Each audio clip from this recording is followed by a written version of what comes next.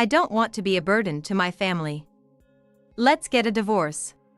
When my husband, John, came home from the hospital, he revealed his feelings. His voice was weak, as if he might disappear at any moment.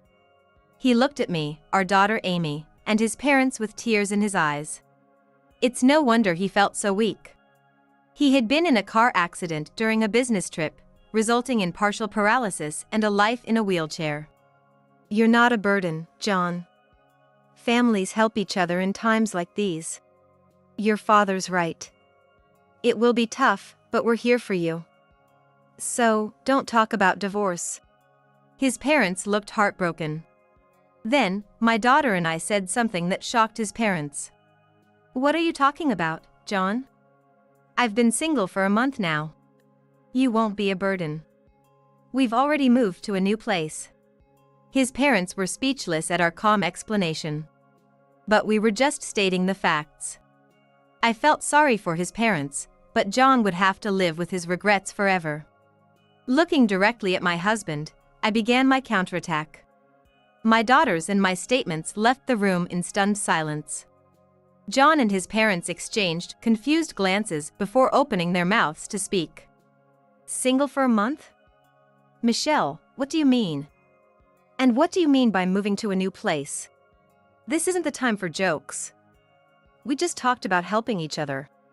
Michelle, do you really think John is a burden? If so, I can't forgive you. Their confusion quickly turned to quiet anger, understandably so. Our words must have sounded like we were abandoning him. But that's only if they didn't know the whole story. Once they heard what I had to say, they would understand.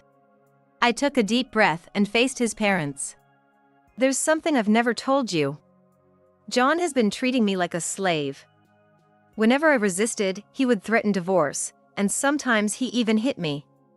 The morning after hitting me, he'd leave signed divorce papers on the table as a silent threat.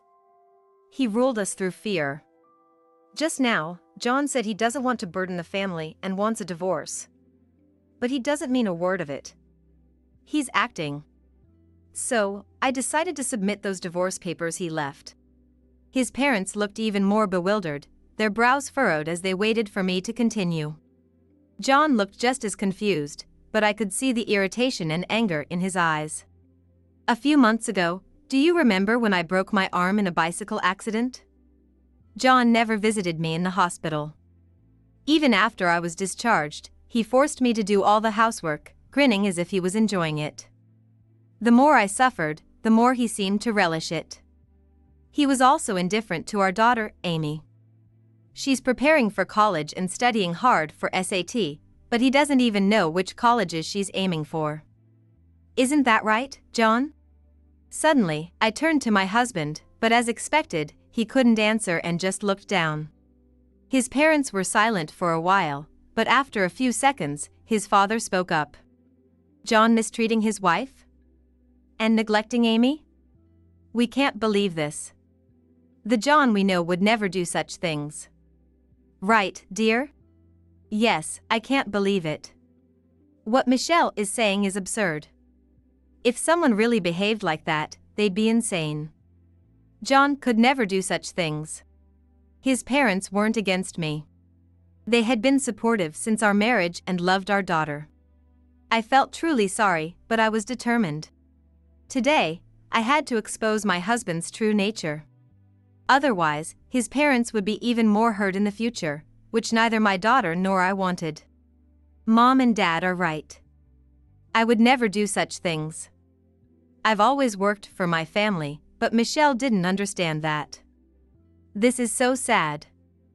I've always cherished my family. He looked sad, disappointed, and spoke as if he couldn't believe it. I had to laugh at what an actor he was. He planned to continue this charade, but I was ready. I had endured so much. I threw a bundle of photos at him. Caught off guard, he didn't react, and the photos scattered on the floor. When he and his parents saw what was in the pictures, their eyes widened in shock. That's why he mistreated me and ignored Amy. He has a mistress. He always intended to abandon us. Did you think I wouldn't notice, John?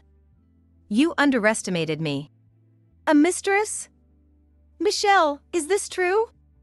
It's clearly John in these photos, but I can't believe it. With so many photos, it means you've known about his affair for a while? I nodded slightly. Yes, I had been investigating him. It started when he began going out more. About a year ago, he started coming home less, citing business trips and overtime. Even when he was home, he'd smile at his phone. The final straw was his sudden concern with his appearance. Not only wearing trendy clothes, but also brands from head to toe. Sometimes even wearing cologne and accessories. Anyone would suspect an affair with such drastic changes. So, I followed him and took these secret photos.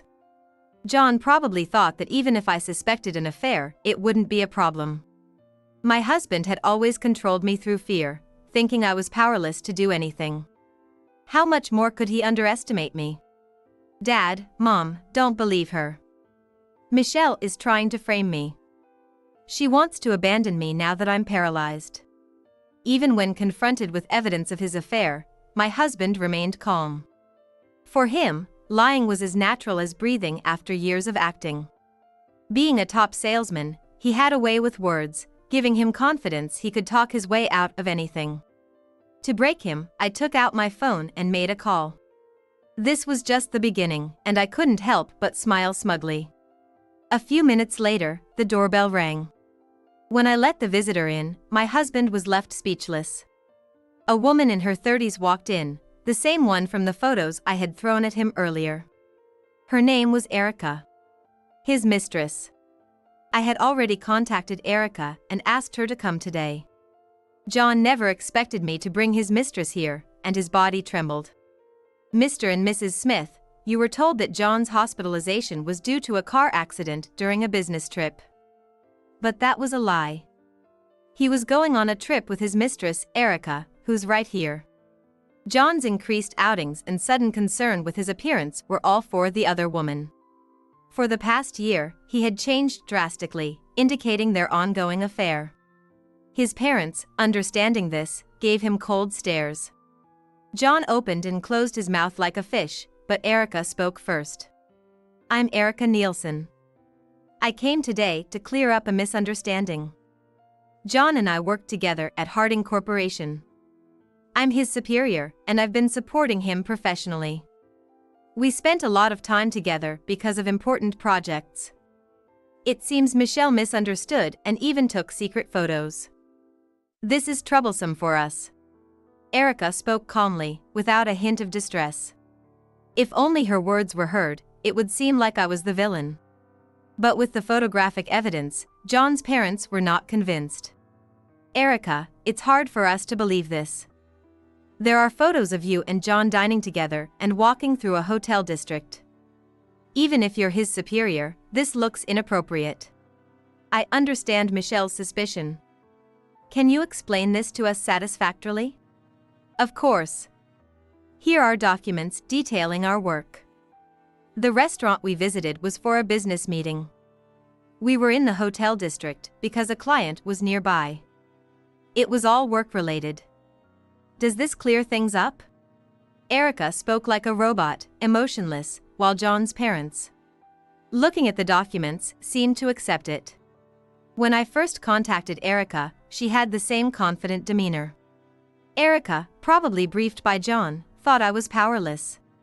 Seeing her smirk at me now, I knew she underestimated me. She continued, pushing further.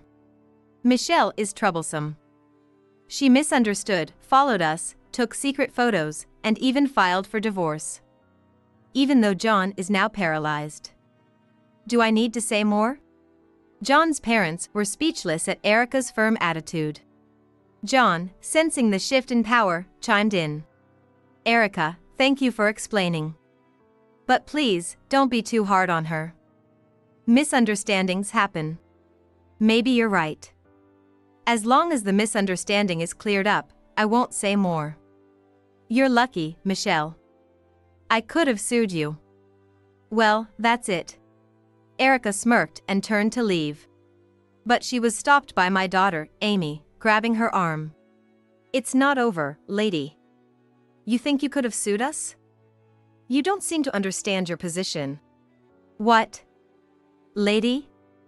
How rude. Apologize. And what do you mean I don't understand my position? I came to clear up your mother's misunderstanding.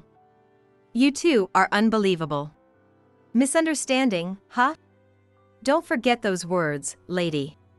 Erica was beautiful and stylish, but to a high schooler like Amy, she was just an older woman. Seeing Erica twitch at Amy's taunt, I couldn't help but chuckle. The real joke was Erica's own words. Amy was right. Erica didn't understand her position. She came here, thinking she could intimidate me. I had anticipated that Erica would have her excuses ready. So, I had a plan to silence her. In my mind, I whispered, "Don't worry, Erica. You'll understand your position soon enough." Just then, the intercom rang again. 10 seconds later, Erica was in shock. What? How? Why are you here? Erica, who had shown no emotion until now, couldn't help but scream. The visitor was a gentleman in his 40s. He looked at Erica with a hint of anger before introducing himself to my in-laws. "Nice to meet you, I'm Tom Nielsen. Michelle told me about this situation, so I decided to come. To be blunt, there's no doubt about John's affair. He's been having an affair with Erica, my wife." "What? You mean you're Erica's husband?" Tom nodded, and my in-laws' cold stares pierced John and Erica. Seeing Erica's distress, it was clear that Tom was telling the truth. Noticing this, Amy grinned wickedly. "How about now, lady? Do you understand your position? You mocked my mom, but it wasn't a misunderstanding. You have a husband, yet you cheated with my dad. And you lied to my dad about being single. We know everything. From the start, you and my dad were cornered. Now, who's going to get sued?" "You insolent little brattle. Michelle, did you call Tom here? How could you contact my husband? Were you having an affair with him?" "That's a wild misunderstanding." Well, it's true that my acquaintance with Tom was a coincidence, so Erica's shock was understandable. "Erica, a few months ago, I broke my arm in a bicycle accident. Tom was the one riding the bike. He visited me several times to apologize, and that's when I learned that his wife, you, were having an affair with my husband, John. It wasn't just me investigating the affair. Tom had noticed signs of Erica's infidelity and had been following her. He used his bike for mobility and then followed Erica on foot. That's how he bumped into me. It made sense that we were at the same place at the same time, given our shared target. It wasn't impossible for this coincidence to happen since both our spouses were having an affair." No, what are you saying? Don't lie. You said Tom visited you several times, but I never met him. John, what are you talking about? Think about what you've done. When I broke my arm, you never visited me. After I got discharged, you forced me to do all the housework. You were always out, ignoring me. It's no wonder you never noticed Tom." My husband fell silent, his own actions leaving him without defense. He had deliberately avoided opportunities to meet Tom, so it was his own fault. I've been working with Michelle to investigate Erica and John's affair. I'm here today to present the evidence. I know this is shocking, but please take a look. Tom pulled a thick envelope and a laptop from his bag. As he explained the contents and showed them to my in-laws, they were left speechless. The thick envelope contained numerous pieces of evidence gathered by a private investigator. This evidence was even more damning than what Tom and I had collected on our own. Since the photos and videos were explicit, I asked Amy to step out before we all reviewed them. This is undeniable. John and Erica are definitely having an affair. So, John neglecting his family and pretending to deceive us were true as well. How did it come to this? I'm deeply sorry. Erica has caused so much pain to Michelle, her daughter, and you both. This is unforgivable. I will ensure she takes full responsibility. Tom apologized sincerely. The sight terrified John and Erica, their faces turning pale. The tables had turned, and they were cornered. They are the one who need to apologize. That's the only way out. However, John prioritized himself over apologizing to us and lashed out at Erica. Erica, you told me you were single. If I had known you were married, I wouldn't have had an affair. I wouldn't have been in that car accident if it weren't for you. You need to take responsibility. What are you talking about? You said, I'll abandon my wife and daughter and all I need is you. And now you blame me? The accident was your own fault. You were excited to see me, weren't you? How dare you? I'm paralyzed for life. And I never said I'd abandon my family. You're just trying to cover your own back. Too bad. I've saved all your emails. Look at this. Erica triumphantly showed her phone, displaying John's messages. Indeed, there were messages where he said, I'll abandon my wife and daughter and all I need is you. There were also numerous messages demeaning me, leaving my in-laws in shock. John, you're such a fool. You didn't even know you were being used. You were my ATM, and you should have just followed orders. Stay away from me forever. Tom could only look on in disbelief at Erica's true nature. Realizing he had been deceived, John fell silent. He had treated me like a slave and deceived his family, only to be deceived himself and treated as an ATM. What a foolish and miserable outcome. The atmosphere in the room was tense and heavy, but the next moment, my husband tumbled from his wheelchair, kneeling down on the floor. Michelle, Mom, Dad, I'm truly sorry. I've done something unforgivable. I know apologies won't suffice, but please, forgive me. I had never seen my husband so distraught. My in-laws sighed deeply, speaking to him with evident sorrow. What a foolish thing to do. Honestly, I have no words for you right now. I feel nothing but anger. I know how much Michelle has sacrificed for this family, and to think she was threatened by you is unbearable. John, this is a terrible betrayal. Amy is at a crucial stage with her exams. Do you have any idea what it means to be a father? I'm truly sorry. I'll change, I swear. Please give me another chance, Michelle. For Amy's sake, I'll be a good father. Tears streamed down his face as he repeated his apologies and expressions of regret. People aren't perfect and everyone makes mistakes. Even the most competent person can fail sometimes. I believe people can change and that it's important to rise from failures. However, I would not forgive my husband because his words were full of lies. Once again, we knew everything. We knew just how foolish and sinful he was. To deliver the final blow, I exposed another hidden truth. John, I can't trust you. Especially after you misused Amy's college fund without permission. As I said this, I held up my phone towards him. He stared at the screen, frozen in shock. There were images of him enjoying various gambling venues, casino, horse racing, cabarets, and more. I was under a big misconception. I thought you suddenly cared about your appearance for Erica. But the investigation revealed the truth. You did it to impress a woman you were infatuated with, didn't you? He remained speechless. Silence implied confirmation. His frequent outings and new focus on his appearance were all for the woman. I initially believed Erica was the only woman involved, but there were others. Erica, stylish and knowledgeable about fashion, had advised him on his trendy clothes, branded accessories, and perfumes. Erica had thought John dressed up for her, but he was deceiving and using her as well.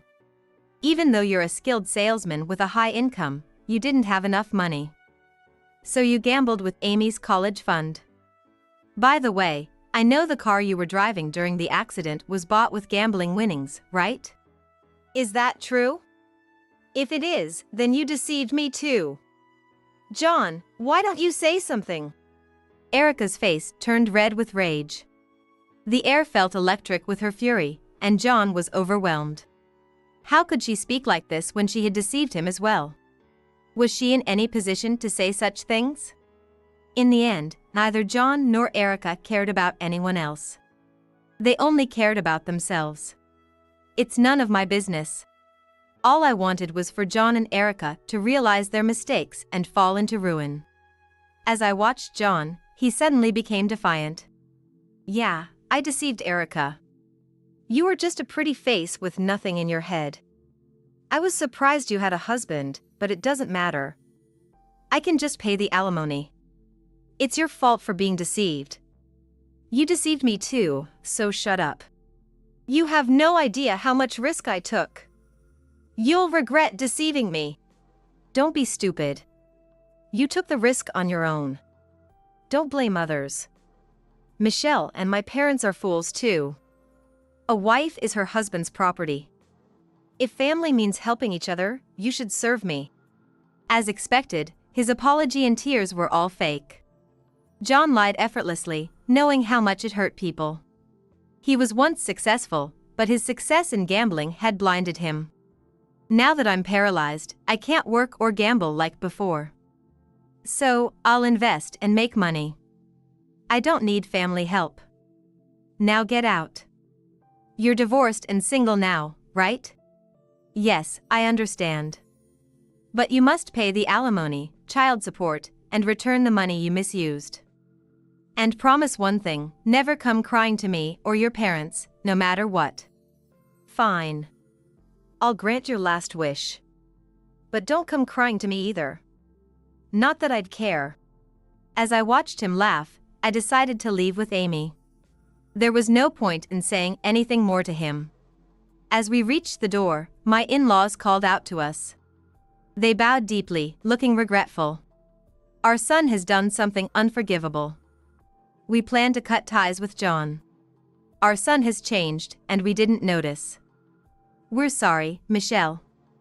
We'll make sure he pays the alimony, child support, and returns the money. Please. I won't forget how you supported me and my daughter. Thank you. As for the repayments, I'm willing to wait, because John. I told them something as we parted, which left them more bewildered than ever.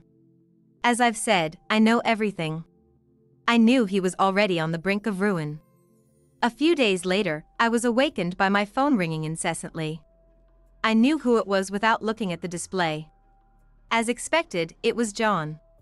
After taking a deep breath, I answered to hear his pitiful voice. Michelle, please, can you wait on the alimony, child support, and repayment? I've lost everything. All my money is gone. That's unfortunate. But it's not my problem. Pay up soon.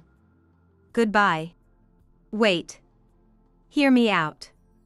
Actually. Stop. I already know. You were cleaned out by your woman. What? How did you know? Did you know from the start?